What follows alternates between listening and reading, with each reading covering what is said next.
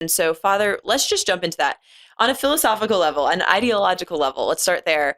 How are contraception and IVF two sides of the same coin? So I think, Colleen, we're just going to begin by talking about, the nature of what we're speaking about. So let's Hmm. start, with the human person. So we Okay. know that the human person is made in the image and likeness of God, Hmm. has inalienable dignity. And as a result, there are certain actions that bespeak of that dignity and affirm that dignity and advance that dignity. Hmm. And there are certain actions which the human person is never to employ or to participate in, which would contradict that dignity. We call them evil. And in our Catholic language, we call them sinful. Hmm. So, but I think that's the first starting point. Now, from that, once we have a clear understanding of this dignity of the human person, Hmm. and so when the human person then participates in certain actions, so as we know that the sexual act, the conjugal act, as we call it in Catholic language, is only to be shared between a husband and wife. Hmm. So now we have to step back. So what's the nature of marriage? What's the nature of the conjugal act? And so by discussing the dignity of marriage and that marriage is meant to be always fruitful, indissoluble, and exclusive, fruitful, very important to remember. So that means that there are two ends of marriage that the church speaks of, and that is the procreative and the unitive end. And they are inseparable. And that's the most important thing for us to really begin with is the inseparability of these two ends of marriage. So the Why does the church teach that? Can you explain because that a bit for our listeners of why the church says that every sexual act must be open to life? Sure, because we're returning back to the nature of a thing. So what is it for? So when you think about the sexual act, the conjugal act, so when a couple enters in, so best way to maybe summarize it is that when a couple enters into this most intimate of unions between each other, this intimacy between each other, Hmm. that they are cooperating also in something so beautiful and because it's meant to be procreative and unitive by the procreative openness, they're saying that they're open to the gift of life. They're actually petitioning God through this act, who is the giver of every life, Hmm.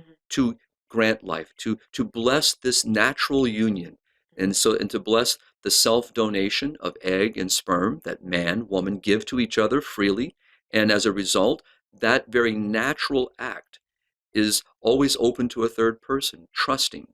It's also unitive because it bonds them to each other. It creates such an intimacy between each other that it furthers their friendship, furthers their love, strengthens them in good times and bad times. In other words, it gives efficacy to the vows that they made, that I promise to be good to you. And, we know those vows. But that's the nature of the thing that we're speaking about. So the nature of marriage, the nature of the sexual act. And to do anything contrary to the very nature for which it has been created is to abuse that act. In other words, to make a different kind of act. We're changing the act. We're replacing the act with something. So that's how we would approach the subject then of contraception, and that's how we would approach the subject of in vitro fertilization. Okay, so then why is in vitro fertilization bad? Because that is still the couple welcoming a child. They're just not doing it through the sexual act. So if a couple can't conceive Ah. through the sexual act, why would it be wrong for them to use in vitro So in a fertilization? way, you answered it by the good question, and that is so we all know that contraception. Let's start with the first, Hmm. and that is contra is always it's against something. It's against the conception. Hmm. So literally, a method is being employed to prevent the possibility of fertilization of conception. So Hmm. we've changed the act. We've changed the marital act, the conjugal act, Hmm. sexual act into something different by changing its nature. And so now, if we turn it to IVF, so as you said, but IVF's whole method is and purpose as Hmm. in vitro fertilization is to create a child, Yeah. language to beget a child. But now we have to go back to the nature of where a child is to be begotten. Hmm. A child is not a thing. A child is not a commodity. A child is not something I'm entitled to. A child is a gift, as in every human being is a gift. And where has God employed that gift to be welcomed? Within the conjugal act. So in vitro fertilization, we have replaced husband and wife here, even though it might be a husband and a wife have donated sperm and egg, Hmm. but now is the technician that replaces the conjugal act. The technician, in a way, replaces God. Hmm. So an artificial means has been employed that to now bring the egg and sperm together, and then the technician, through a technical means, is going to then place the now embryo, Hmm. now fertilized egg, an embryo, a human A being, a child, yeah. child, into the womb of the mother, right? The natural, environment where a child is to be welcomed and to be implanted and to grow and to mature and develop into a child that can be born. So if you hear the language here, so it's not the husband and wife Hmm. that have in their own union, Hmm. there's no union here. There's no act of union here. And the act itself, though procreative, in other words, we've created, we've begotten, we've engendered a child, it is not the nature of how a child is to be begotten. So we've changed the act again. We've turned it into something that it is not.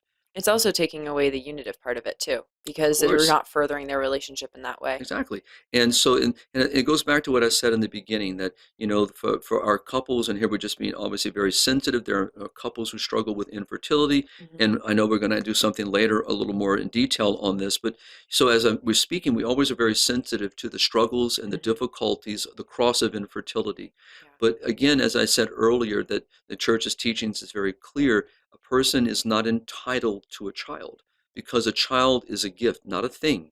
And Hmm. even though the want and the desire and the longing for a child in marriage is a natural thing, because why? Because the normal, in a sense, what I mean by normal is that when a couple marries and they're open to the beauty of life, of course, the acts that they do in Hmm. the sexual bond between each other in this conjugal act is open to life. They've done nothing to stifle life. And They've they're been open. hoping that They're they'll receive a hoping. child. So that's a natural thing. It's because why? Because this union in its nature is always open to the gift of life. Hmm. But for some reason, there is a difficulty, whatever that reason may be.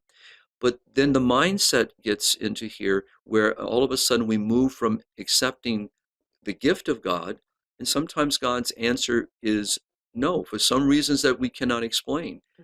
And so, but then all of a sudden it can move to a sense of entitlement, and it changes the mind, and then it changes the act that a person does, and then they fall into this trap of in vitro fertilization, which people don't think about in its fullness, because we're not speaking about the begetting or the creation of one human child, a human Hmm. embryo. It's multiple uh, eggs that are fertilized, Yeah. and then as we know from the procedure, that because they're wanted to ensure Hmm. that a child is implanted within the womb, that they place multiple embryos within the womb, Hmm. and then you have selective abortion and so forth and so on. So that's a different side of I it. was going But to say, but even if that wasn't happening, like even if they found a way to do in vitro right, fertilization with one egg, one sperm, right, no discarded embryos, no children right. dying, it would still be wrong. Exactly, because the nature of the act itself is intrinsically evil.